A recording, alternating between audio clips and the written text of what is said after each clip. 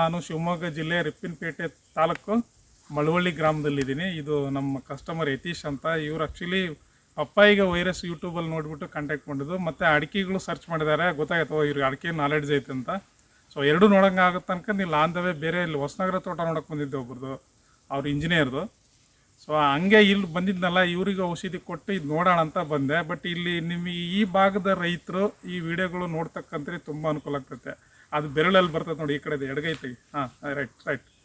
ಈ ತುಂಬ ಅನುಕೂಲ ಆಗ್ತದೆ ಈ ಭಾಗದಲ್ಲಿ. ಏನು ನಮ್ಮ ಮಲೆನಾಡು ಏನು ತೀರ್ಥಹಳ್ಳಿ ಈ ಕಡೆ, ನೆಕ್ಸ್ಟು ಹೊಸನಗರ, ರಿಪ್ಪನ್ಪೇಟೆ ಈ ಕಡೆ ಭಾಗದ ಏನು ಈ ರೈತರು ಇದಿರಲ್ಲ, ಇಲ್ಲಿ ಜೌಗಾಗೋದ್ರಿಂದ ಇವೆಲ್ಲ ಸಮಸ್ಯೆ ಆಗ್ತದವೆ. ಒಂದ್ಸರಿ ಹಿಂಗೆ ಅಡಿಕೆ ತೋಟ ತೋರಿಸಲಿ ನಿಧಾನ ನೋಡಿ. ಇಲ್ಲಿ ರೈತ ಬಾಂಧವರು ಏನಾಗೈತೆ ಅಂದರೆ ಹಾಡೆಲ್ಲ ಜೋತ್ ಬೀಳ್ತಾ ಇದ್ದಾವೆ. ನೆಕ್ಸ್ಟು ಈ ಕಡೆ ಎಲ್ಲ ಏನು ಹಳದಿ ಕಲರ್ ಆಗಿದ್ದಾವೆ, ಅದು ರೋಗ. ಹಳದಿ ಕಲರ್ ಎಲೆ ಚಿಕ್ಕ ಇರೋದು, ಆ ಪೊಟ್ಯಾಶ್ ಕೊರತೆ ಇರೋದು, ತುದಿಗರಿ ಸುಡ್ತಾ ಇರೋದು ಕಾಣ್ತೈತೆ. ಆ್ಯಸ್ ಯೂಸ್ವಲ್ ವಿಡಿಯೋದಲ್ಲಿ ಏನು ಹೇಳ್ತೀನಲ್ಲ ಅವೆಲ್ಲ ಸಮಸ್ಯೆಗಳು ಇಲ್ಲೆಲ್ಲ ಕಾಣ್ತಾ ಇದ್ದಾವೆ. ಇವೇ ಮುಂದೊಂದಿನ ಏನಾಗ್ತದೆ ಅಂದರೆ ಹಿಡಿಮುಂಡಿ ರೋಗಕ್ಕೆ ಕನ್ವರ್ಟ್ ಆಗ್ಬಿಡ್ತವೆ. ಹಿಡಿಮುಂಡಿಗೆ ರೋಗದ್ದೇನು ಅಂಥದ್ದೇನು ಲಕ್ಷಣ ಇಲ್ಲಿ ಕಾಣ್ತಾ ಇಲ್ಲ, ಚೆನ್ನಾಗಿದ್ದಾವೆ. ಬಟ್ ಇವ್ರಿಗೆ ಇಳುವರಿ ಚೆನ್ನಾಗಿ ಬರಬೇಕು. ನೋಡೋಣ ನೋಡಿ, ಇಲ್ಲಿ ಈ ಕಡೆ ಹಿಡಿ ನೋಡಿ ಏನಾಗೈತೆ ಅಂತ ಅಂದರೆ, ಇವರು ಹಿಂಗೆ ಉದ್ದುದ್ದಕ್ಕೆ ಹಾಕಿದ್ದಾರೆ. ಇಲ್ಲೆಲ್ಲ ರಾಶಿಗಳನ್ನೆಲ್ಲ ಕಾಣ್ತದೆ ನಿಮಗೆ ವಿಡಿಯೋದಲ್ಲಿ. ಅದೆಲ್ಲ ಮಣ್ಣು ತೆಗೆದು ಹಾಕಿದ್ದಾರೆ. ಇಲ್ಲೇ ಹಿಡಿ, ಇಲ್ಲೇ ಕಾಣ್ತೈತಲ್ಲ, ಇಲ್ಲಿ ನೋಡಿ, ಇಲ್ಲಿ ಈ ಮಣ್ಣನ್ನು ತೆಗೆದು ಹಾಕಿದ್ದಾರೆ. ನನ್ನ ಕಣೆ ಹಿಡಿ, ಕಾಣ್ತೈತಲ್ಲ ನೋಡಿ, ಈ ಮಣ್ಣು ತೆಗೆದು ಹಾಕಿದ್ದಾರೆ. ಈ ಕಡೆ ಕಾಲುವೆ ಇಲ್ಲಿ ಕಡಿಮೆ ಇದೆ ಕಾಲುವೆ, ಇಲ್ಲೆಲ್ಲ ನೀರು ಹರಿತದೆ. ಸೊ ಅಲ್ಲಿ ಪಕ್ಕದ ತೋಟದಲ್ಲಿ ಹಂಗೆ ಸ್ವಲ್ಪ ಹಿಡಿಯಲ್ಲ ಕಾಣ್ತದಲ್ಲ ವಿಡಿಯೋದಾಗ ನೋಡಿ. ಅಲ್ಲಿ ಹೋಳಿ ಅಂದರೆ ಮಣ್ಣು ಮಧ್ಯೆ ಹಾಕಿಲ್ಲ, ಅದು ಪ್ಲೇನ್ ಸರ್ಫೇಸ್ ಹಂಗೆ ಐತೆ. ಇವ್ರೇನು ಹೇಳ್ತಾ ಇದ್ದಾರೆ, ಆ ಕಡೆ ಆ ತೋಟ ಚೆನ್ನಾಗಿಲ್ಲ, ಇದು ನಮ್ಗೆ ಚೆನ್ನಾಗೈತೆ. ಕಾರಣ ಏನಂದರೆ ಹಿಂಗೆ ಮಣ್ಣೆಲ್ಲ ಬಾಚ್ ಹಾಕಿದ್ದಕ್ಕೆ ನಮ್ಮದು ತೋಟ ಚೆನ್ನಾಗಾಯ್ತು ಅಂತ ಇವ್ರು ಹೇಳ್ತಾ ಇದ್ದಾರೆ. ಈಗ ಸೈಂಟಿಫಿಕಾಗಿ ನಾನು ಹೇಳ್ತೀನಿ ನೋಡಿ, ಯಾಕೆ ಹಿಂಗಾಗುತ್ತಂದರೆ, ಮೊದಲಿಗೆ ಮಲೆನಾಡು ಪ್ರದೇಶ ಮತ್ತು ಈ ಮಣ್ಣು ಏನಂದ್ರೆ ಗೊಟ್ಟೆ ಮತ್ತು ಮರಳು ಮಿಶ್ರಿತ ಮಣ್ಣು. ಇದು ಅಡಿಕೆ ಬೆಳೆಯೋದಿಗೆ ಅಷ್ಟು ಸೂಕ್ತವಾಗಿರ್ತಕ್ಕಂಥ ಮಣ್ಣಲ್ಲ, ಅಷ್ಟು ಫಲವತ್ತಾಗಿರೋ ಮಣ್ಣಲ್ಲ ಇದು. ಆದರೂ ಬೆಳೆದಿದ್ದಾವೆ, ನಾವು ಫಲವತ್ತತೆ ಮಾಡ್ಕೊಬೇಕು, ಆಯ್ತಾ? ಅದೇ ಮೇನ್ ಕಾನ್ಸೆಪ್ಟ್ ಅಲ್ಲ. ಮಣ್ಣು ಚೆನ್ನಾಗಿಲ್ಲ ಅನ್ನೋದೇ ಮೇನ್ ಕಾನ್ಸೆಪ್ಟ್ ಅಲ್ಲ. ಇದು ಯಾಕೆ ಹಾಗೆ ಫೇಲ್ಯೂರ್ ಆಗ್ತತೆ ಅನ್ನೋದು ಕಾರಣ ಏನು ಅಂತಂದರೆ, ಈಗ ನೋಡಿ, ಮಣ್ಣಿನ ಸವಕಳಿ ಆಗಿ ಯಾವುದೋ ಒಂದು ಕಾಲದಲ್ಲೆಲ್ಲ ಇವೆಲ್ಲ ಗುಡ್ಡಗಾಡು ಪ್ರದೇಶ ಇವೆಲ್ಲ ಹೆಚ್ಚು ಕಡಿಮೆ ಹಂಗಿದೆ, ದಿಣ್ಣೆ ಮೇಲೆ ದಿಣ್ಣೆದು.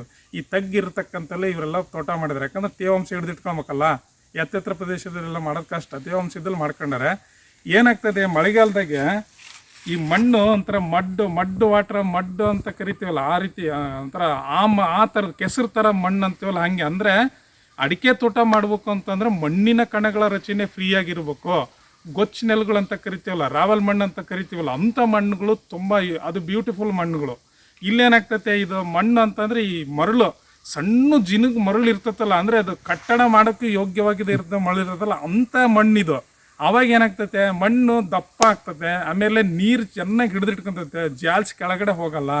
ಆವಾಗ ಏನಾಗ್ತೈತೆ ಅಂದರೆ 24 ಗಂಟೆ ಮಳೆಗಾಲದಲ್ಲಿ ಜೌಗ್ ಆಗ್ತಾನೇ ಇರ್ತದೆ. ಆ ಜೌಗಾದಾಗ ಏನಾಗ್ತೈತೆ, ಅಸಿಡ್ ಜಾಸ್ತಿ ಆಗ್ತದೆ.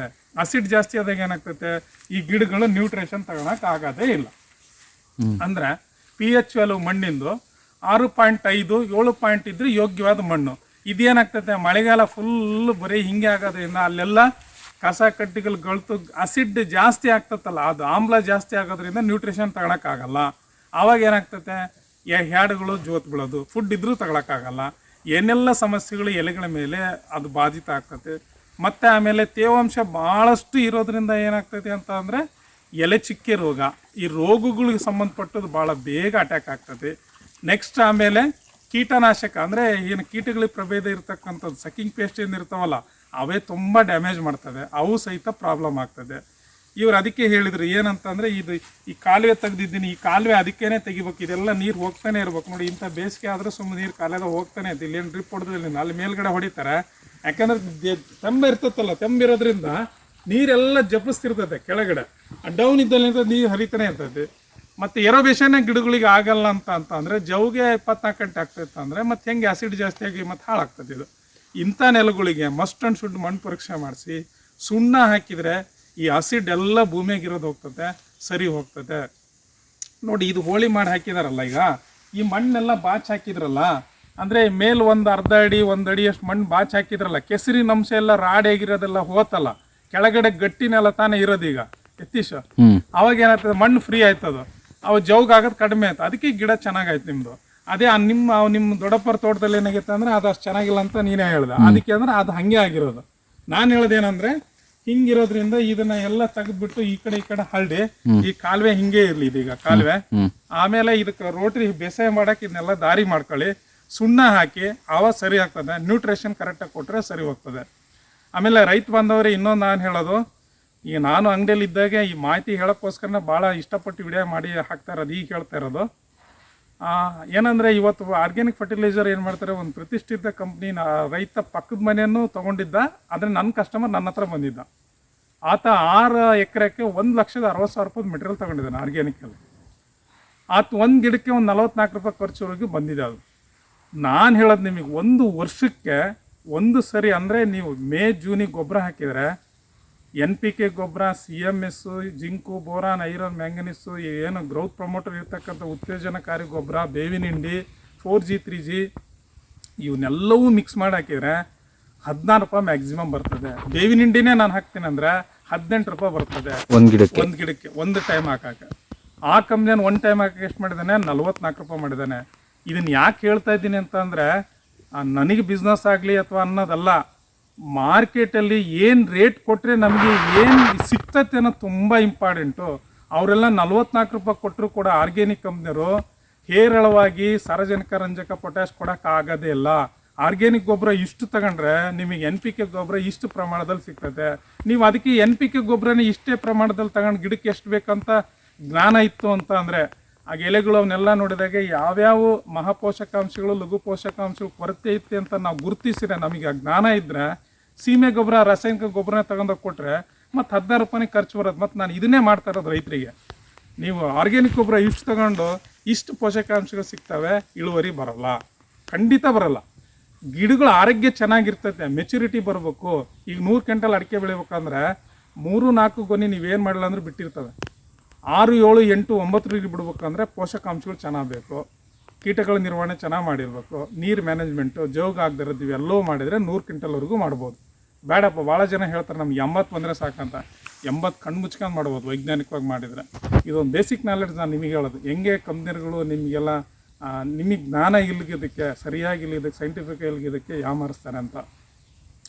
ಓದ್ ವಿಡಿಯೋದಲ್ಲೂ ಒಂದು ಸರಿ ಹೇಳಿದ್ದೆ ನಾನು, ನೋಡಿ 16 ರೂಪಾಯಿ ಒಂದು ಸರಿ, ಇನ್ನೊಂದು ಸರಿ ಅಂದರೆ ಅಕ್ಟೋಬರ್ ನವಂಬರಿಗೆ ಹಾಕ್ತೀರಿ, ನೆಕ್ಸ್ಟ್ ಇನ್ನೊಂದು ಮೇ ಜೂನಿಗೆ ಹಾಕಿದರೆ 16 32 ರೂಪಾಯಿ ಆಯ್ತು.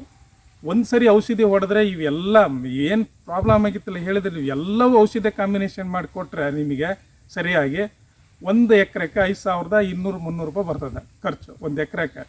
ಅದರಲ್ಲಿ ಒಂದು ಗಿಡಕ್ಕೆ 900 ರೂಪಾಯಿ 9 ರೂಪಾಯಿ ಬರ್ತದೆ. ಸಾಕದು 9, 9, 18 ಇದೊಂದು 16, 32 ಇದಾಯಿತು. ಮೈಲು ತುತ್ತ ಸುಣ್ಣ ಹೊಡಿತೀರಲ್ಲ, ಅಂಥ ಸಂದರ್ಭದಲ್ಲಿ ಅದೇ ಕೆಮಿಕಲ್ ತಗೊಂಡು ಸಿಂಪಡಣೆ ಮಾಡಿದರೆ ನೀವು 3 ರೂಪಾಯಿ ಒಂದು ಗಿಡಕ್ಕೆ ಖರ್ಚು ಬರ್ತದೆ.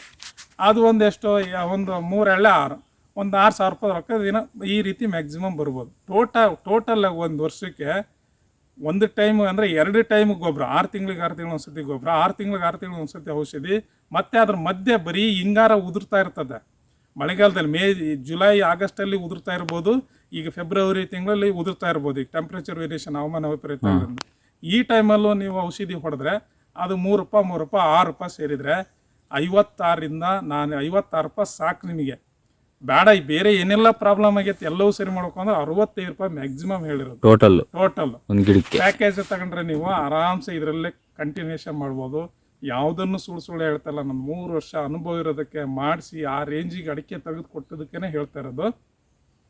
ಇದಿಷ್ಟು ಸಾಕು, ಮೋಸ ಹೋಗಬೇಡಿ, ಕರೆಕ್ಟಾಗಿ ಮಾಡಿ. ಜ್ಞಾನ ಇರ್ಬೇಕಂದ್ರೆ ಗಿಡಗಳಿಗೆ ಏನಾಗೈತೆ ಅಂತ ಗುರುತಿಸಿ ಕೊಡ್ತಕ್ಕಂಥ ಜ್ಞಾನ ನಮಗರ ಇರಬೇಕು, ಇಲ್ಲ ಔಷಧಿ ಕೊಡೋನಿಗರ ಇರಬೇಕು.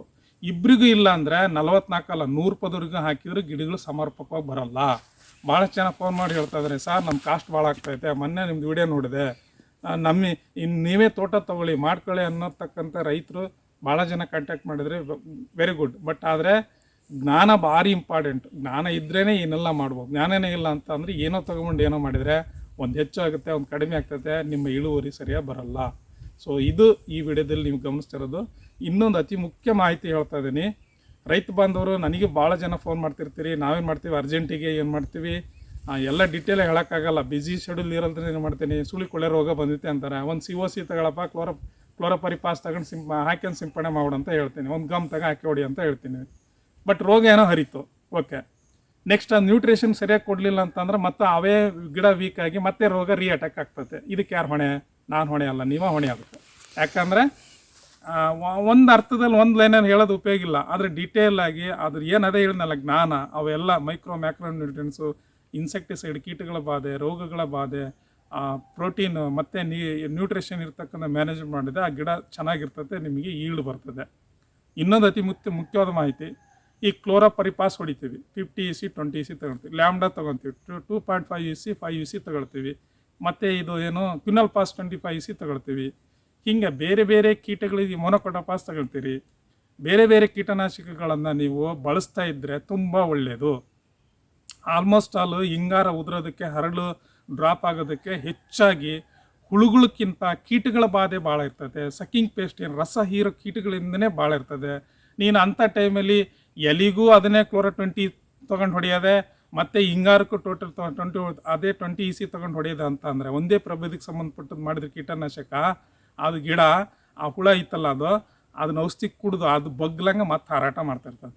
ಯಾಕೆ ಅಂತಂದ್ರೆ ಅದು ರೆಸಿಸ್ಟೆನ್ಸ್ ಪವರ್ ಒಂದೇ ಕೆಮಿಕಲ್ ತಗೊಂಡು ಜಾಸ್ತಿ ಆಗಿರ್ತದೆ. ನೀವು ಅದಕ್ಕೆ ಏನು ಮಾಡ್ಬೇಕು ಅಂತ ಅಂದರೆ ರೆಸಿಸ್ಟೆನ್ಸ್ ಬರಬೇಕು ಕೀಟನಾಶಕದ್ದು ಅಂತಂದರೆ ಬೇರೆ ಬೇರೆ ರೀತಿಯ ಕೀಟನಾಶಕಗಳನ್ನು ತಗೊಳ್ಬೇಕು. ಅಂತರ್ವ್ಯಾಪಿ ಶಿಲೀಂಧ್ರನಾಶಕಗಳನ್ನು ತಗೊಳ್ಬೇಕು.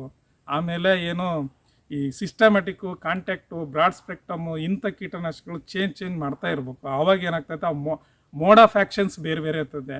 ಮೋಡ್ ಆಫ್ ಆ್ಯಕ್ಷನ್ಸ್ ಬೇರೆ ಬೇರೆ ಇರ್ತದೆ. ಹೆಂಗೆ ಅಂತಂದರೆ ಕೆಲವು ಕೀಟಗಳು ವಾಸನೆಗೆ ಸತ್ತೋಗ್ತವೆ, ಕೆಲವು ಕೀಟಗಳು ಅದ್ರ ಮೇಲೆ ಬಿದ್ದು ಇರಿಟೇಷನ್ ಆಗಿ ಸಾಯ್ತವೆ, ಕೆಲವೊಂದು ಅದನ್ನು ತಿಂದ್ಬಿಟ್ಟು ಹೊಟ್ಟೆ ಡೈಜೆಷನ್ ಆಗಿ ಸಾಯ್ತವೆ. ಆವಾಗ ಏನಾಗ್ತದೆ ಅಂದರೆ ಕೀಟನಾಶಕಗಳನ್ನು ಸಮಯಕ್ಕೆ ತಕ್ಕಂತೆ ಬೇರೆ ಬೇರೆ ಬಳಸೋದ್ರಿಂದ ಏನಾಗ್ತದೆ ಅಂದರೆ ಕೀಟಗಳ ನಿರ್ವಹಣೆ ಸಮರ್ಪಕವಾಗಿ ನಾವು ನಿರ್ವಹಣೆ ಮಾಡ್ಬೋದು. ಇಲ್ಲ ಅಂತಂದರೆ ಬರೀ ಒಂದೇ ಪ್ರಭೇದ ಜಾತಿ ಕೀಟನಾಶಕ ತಗೊಂಡು ಸಿಂಪಡಣೆ ಮಾಡ್ತಾಯಿದ್ರೆ ಅದೇ ರೋಗಗಳು ಮತ್ತು ಅದೇ ಕೀಟಗಳು ಒಂದಿನ ಸತ್ತಂಗೆ ಮಾಡ್ತವೆ, ಮತ್ತು 8 ದಿನಕ್ಕೆ ರೀಕ್ಯಾಪ್ಚುಲೇಷನ್ ಆಗಿ ಬರ್ತದೆ. ಹೀಗೆಲ್ಲ ಆಗ್ತದೆ. ಅಂದರೆ ಕೀಟನಾಶಕಗಳು ವರ್ಷನ್ಸ್ ಚೇಂಜ್ ಮಾಡಿದರೆ ಅದ್ರ ಮೋಡ್ ಆಫ್ ಆ್ಯಕ್ಷನ್ಸು ಚೇಂಜಸ್ ಇರ್ತದೆ. ಇದು 100% ಸತ್ಯ ಹೇಳ್ತಾ ಇರೋದು ನಾನು. ಸೊ ಇನ್ನು ಕೀಟನಾಶಕಗಳನ್ನ ಚೇಂಜ್ ಮಾಡಿ. ಈಗ ಏನು ಮಾಡ್ತೀರಿ, ಸಕ್ಕಿಂಗ್ ಪೇಸ್ಟಿಗೆ ಇಮಿಡಾಕ್ಲೋರಿಪೈಡ್ ತಗೊಂಡಿರ್ತೀರಿ, ಅಥವಾ ಡೈಮಿಥೇಟ್ ತಗೊಂಡಿರ್ತೀರಿ, ಥಿಯೋಪಿನೇಟ್ ತಗೊಂಡಿರ್ತೀರಿ, ಬೇರೆ ಏನೆಲ್ಲ ತಗೊಂಡಿರ್ಬೋದು. ಅವ್ನು ವರ್ಷನ್ಸ್ ಚೇಂಜ್ ಮಾಡ್ಬೇಕು. ಅವಾಗ ಏನಾಗ್ತದೆ ಅಂದರೆ ಅದು ಮೋಡ್ ಆಫ್ ಆ್ಯಕ್ಷನ್ಸ್ ಬೇರೆ ಬೇರೆ ರೀತಿ ಆಗೋದ್ರಿಂದ ಅವೆಲ್ಲ ಸಾಯ್ತವೆ. ಭಾಳಷ್ಟು ಚೆನ್ನಾಗಿ ಕೇಳ್ತಿರ್ತೀರಿ, ಸಾರ್ ನನ್ನ 30 ವರ್ಷದ ಅಡಿಕೆ ತೋಟ ಇದೆ, ನಾವು ಔಷಧಿನೇ ಹೊಡೆಯಲ್ಲ ಅದಕ್ಕೆ, ಆದರೂ ಚೆನ್ನಾಗಿ ಬರೀ ಬೇಸಾಯ ಮಾಡ್ತೀವಿ, ಇಲ್ಲ ಗೊಬ್ಬರ ಹಾಕ್ತೀವಿ, ಚೆನ್ನಾಗಿ ಇಳುವರಿ ಬರ್ತದೆ. ನನ್ನೊಂದು 15 ವರ್ಷದ ಒಳಗಡೆ ತೋಟ ಇದೆ, ಭಾಳ ಬಾಧೆ ರೋಗದಾಗ್ತೈತೆ ಅಂತ ಕಾರಣ ಅಂತ ಹೇಳ್ತಾರೆ. ಸೈಂಟಿಫಿಕ್ಕಾಗಿ ಏನಪ್ಪ ಅಂದರೆ 30 ವರ್ಷದ ತೋಟ ಅಂತ ಅಂದರೆ ಸುಮಾರಷ್ಟು ಉದ್ದ ಹೋಗಿರ್ತದೆ, ಅಲ್ಲಿ ಕೀಟಗಳ ಪ್ರಭೇದ ಅಷ್ಟಿರಲ್ಲ, ಅಲ್ಲಿ ಕೀಟಗಳಿಂದನೇ ಸುಮಾರಷ್ಟು ರೋಗಗಳು ಬರ್ತವೆ. ಅದೇ ಪ್ರಾಬ್ಲಮ್ ಇಲ್ಲ ಅಂತಂದರೆ ಮತ್ತು ಅದಕ್ಕೆ ಔಷಧಿ ಹೊಡೆಯೋ ಅವಶ್ಯಕತೆ ಅಷ್ಟೊಂದು ಬೀಳಲ್ಲ. ಬಟ್ ಅದು ಕೆಳ ಹಂತದಲ್ಲಿ ಏನಾಗ್ತದೆ, ಕಸ ಕಡ್ಡಿ ಎಲ್ಲ ಇರೋದು, ಅಲ್ಲೇ ಕೀಟಗಳು ಜಾಸ್ತಿ ಇರ್ತವೆ, ಡಿಸ್ಟರ್ಬೆನ್ಸ್ ಮಾಡ್ತೀವಿ ನಾವು ಓಡಾಡೋದ್ರಿಂದನೋ ಮತ್ತೊಂದು ಮುಗಿದೋದ್ರಿಂದನೋ ಮ್ಯಾನ್ಯುವಲ್ ವರ್ಕಿಂದನೋ. ಅವೇನು ಮಾಡ್ತವೆ, ಹಾರಿ ಮತ್ತು ಎಲ್ಲಿ ಹೋಗ್ಬೇಕವು ಹೋಗಿ ಮೇಲ್ಗಡೆನೇ ಕೂತ್ಕೊಳ್ಬೇಕು. ಮೇಲ್ಗಡೆ ಕೂತ್ಕೊಂಡಾಗ ಏನಾಗ್ತದೆ, ಅವು ಗೂಡು ಕಟ್ಟಕ್ಕೆ ಒಳ್ಳೆ ಗಾಳಿ ಬೆಳಕು ಚೆನ್ನಾಗಿ ಇಲ್ಲಿಕ್ಕಿಂತನೂ ಚೆನ್ನಾಗಿ ಅದಕ್ಕೆ ಮನೆ ಥರ ಆಗಿರ್ತದೆ. ಯಾವುದೇ ಬಿಸಿಲು ಸರಿಯಾಗಿ ಬೀಳಲ್ಲ, ಗಾಳಿನೂ ತಾಕಲ್ಲ. ಆವಾಗ ಏನು ಮಾಡ್ತದೆ, ಅಲ್ಲೇ ಕೂತ್ಕೊಂಡು ನಿಮ್ಮ ಹರಳು ಡ್ರಾಪ್ ಆಗೋದು, ಹಿಂಗಾರ ಉದುರೋದು, ಇವೆಲ್ಲ ಪ್ರಾಬ್ಲಮ್ ಅದರಿಂದನೇ ಆಗೋದು ಸಕ್ಕಿಂಗ್ ಪೇಸ್ಟಿಂದ. ಸಕಾಲದಲ್ಲಿ ಔಷಧಿಗಳನ್ನು ಸಿಂಪಡಣೆ ಮಾಡಿದ್ರೆ ಇವೆಲ್ಲ ಹತೋಟಿ ಮಾಡ್ಬೋದು. ಸೊ ನಾನು ಆ್ಯಕ್ಚುಲಿ ಹಿಡಿಮುಂಡಿಗೆ ರೋಗದ ಬಗ್ಗೆ ನೀಟಾಗಿ ಹೇಳಕ್ಕೆ ಬಂದಿದ್ದೆ. ಇಲ್ಲಿ ಹಿಡಿಮುಂಡಿಗೆ ರೋಗ ಅಷ್ಟು ಫೀಲ್ಡ್ ಕಾಣಲಿಲ್ಲ ನನಗೆ. ಅಟ್ಲೀಸ್ಟ್ ಈ ವಿಡಿಯೋ ನೋಡಿದ್ರೆ ಇಷ್ಟಾದರೂ ಮಾಹಿತಿ ಸಿಕ್ತಂತ ತಿಳ್ಕೊತೀನಿ. ಧನ್ಯವಾದಗಳೊಂದಿಗೆ ನಿಮ್ಮ ಸಂಜನಾ ಟ್ರೇಡರ್ಸ್ ಮಂಜುನಾಥ್. ಯತೀಶ್, ನಿಂಗೆ ಅರ್ಥ ಆಯ್ತಲ್ಲ ನೀಟಾಗಿ ಹೇಳಿರೋದೆಲ್ಲ ಏನು ಎತ್ತ ಅಂತ?